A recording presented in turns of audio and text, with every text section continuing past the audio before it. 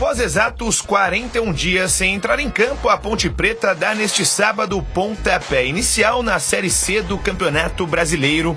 A Macaca entra em campo amanhã contra o Figueirense, buscando estrear na competição nacional com o pé direito. De volta à divisão após 35 anos, o clube alvinegro espera que essa passagem pela Série C não dure muito e que no fim da temporada o retorno à segunda divisão seja comemorado. Cara, é uma competição muito difícil, já disputei ela, treinamos bastante, nos preparamos bem para que a gente possa iniciá-la o mais forte possível, claro, respeitando o adversário em sua casa, mas nós sabemos o que nós queremos dentro da competição e nós já a conhecemos, então a gente vai com força total. O estádio em que a Ponte estreará na Série C traz boas lembranças ao torcedor. Sem perder há 10 anos no Orlando Scarpelli, a Macaca soma 2 empates e 3 derrotas dos últimos 5 jogos disputados em Florianópolis. O último confronto é inesquecível, goleada por 7-2 com o show de Moisés pela última rodada da Série B de 2020.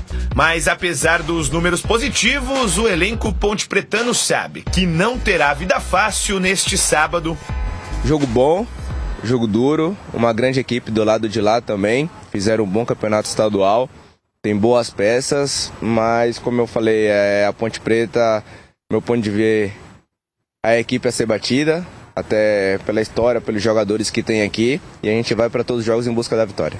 O técnico Alberto Valentim tem boas notícias para a estreia. Além de ter o volante Dudu e os 7 reforços regularizados no BID, o treinador também deve contar com a presença de Jean Dias. O atacante foi expulso contra o Concórdia pela Copa do Brasil e deveria cumprir suspensão na estreia da Macaca na Série C. Mas como o atacante ainda não foi julgado, o departamento jurídico conseguiu o respaldo da CBF para garantir a disponibilidade do atleta na partida de amanhã. Ainda sem poder contar com o Meia Elvis e o atacante Gé, uma provável Macaca vem a campo com Diogo Silva no gol, Maguinho, Danley Santos, Simon, Danilo Barcelos e Arthur no sistema defensivo, Dudu, Luiz Felipe e Serginho pelo meio e mais à frente Diego Tavares e Bruno Lopes ou Jean Dias. E a gente precisava e precisa ajustar algumas coisas para essa Série C, para essa competição muito difícil.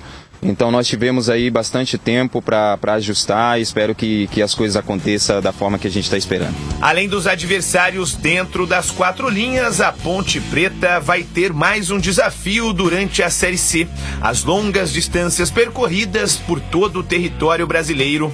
Nos 9 jogos como visitante durante a primeira fase, incluindo o duelo de amanhã, a delegação alvinegra viajará mais de 12.500 quilômetros, passando por 7 estados diferentes. É bastante, né? Bastante. A gente dá graças a Deus por estar no centro do país, né? Isso facilita bastante, até para a questão de logística, para a questão de descanso. Então, o pessoal tem tratado isso aí bem e a gente tem que estar preparado para isso. Pela abertura da Série C do Campeonato Brasileiro, Ponte Preta e Figueirense entram em campo amanhã às 4 horas da tarde no estádio Orlando Scarpelli. E nós unirmos forças com um time muito humilde, muito corajoso, de guerreiros, um time de operários, um time com uma certeza única que não pode, em maneira alguma, baixar a guarda, que vai ter que fazer um ano de muita entrega, de muita responsabilidade para todos. Bom, vamos analisar aqui o time da Ponte. Departamento Jurídico conseguiu, portanto, a liberação do Jean Dias. Aqui na escalação não aparece o Jean Dias. Ele estava nesse processo aí no envolvimento, está no regulamento. Pode trocar a punição por uma ação social, como, por exemplo, cestas básicas para entidades carentes. Ele foi expulso na Copa do Brasil contra o Concórdia. E por isso ele entra ali como opção: Bruno Lopes ou Jean Dias. Mas vocês já haviam comentado aqui essa semana que se o Guarani, aliás, se a Ponte conseguisse a liberação, vocês escalariam o Jean Dias, não é isso? Eu escalaria. Tecnicamente ele é mais jogador que o Lopes, com toda certeza. Eu também escalaria, mas eu tenho um pé atrás, Batista. O departamento jurídico, não sei o quê, nós estamos falando da CBF. Você citou um caso do Guarani recente aí, e não faz tanto tempo que deu rolo. Então, a não ser que a Ponte receba, que eu acho muito difícil tenha recebido, um documento da CBF. Eu não arrisco, mesmo porque a gente não está falando do mestre de cá, né? Com todo respeito, eu acho que ele é um bom atacante, o Jean Dias, não é? Mas esse foi o lance lá na Copa do Brasil contra o Concórdia que ele tomou vermelho. Então, Batista, eu não escalaria, assim, por precaução. Agora, tecnicamente, faz muita diferença. E sobre o jogo, Batista, eu só quero resumir meu comentário, que o que eu penso da partida é que é uma grande incógnita. É uma grande incógnita porque é um time muito mexido. É diferente. Você veja que ele está acrescentando o Luiz Felipe, Dudu, não tem o Léo no meio campo e tem a volta do Serginho.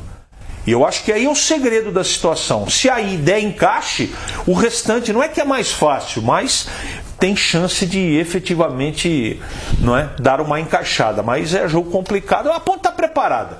Mas sobre o Jean Dias, Batista, sério, eu não escalaria. Eu acho que a Ponte, ao longo dos anos, ela sempre vem mostrando um departamento jurídico muito competente. Então, se liberou o jogador, eu tenho a impressão, não tenho informação, não. Mas eu estou com a sensação de que, como ele não foi julgado, ele teria que cumprir a automática, mas a automática é só na mesma competição. E é outra competição. Não tem automática porque não teve outro jogo. A Ponte foi eliminada. Então eu escalaria o jogador e não escalaria no lugar do Bruno Lopes, que é a dúvida ali. Podemos botar, diretor, só para dar uma piscadinha? Olha aí. Ali está Bruno Lopes ou o Jean Dias. Mas o Jean Dias é beirada, mais beirada do que centralizado. E o Diego Tavares também, e o Bruno Lopes é mais centralizado. Então eu colocaria a dúvida se for jogar o Jean Dias ou o Diego Tavares. Se usar o Jean Dias, eu começaria com ele, porque o Diego Tavares também não é centroavante. E jogando o Jean Dias e Diego Tavares, a Ponte joga sem centroavante.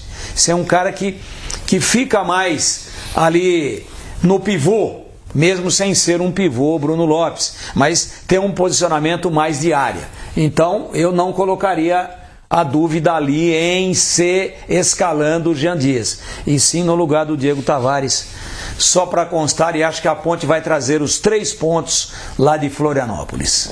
E aqui está a arte do jogo com transmissão pela Rádio Bandeirantes, Figueirense Ponte Preta, amanhã às 4 da tarde.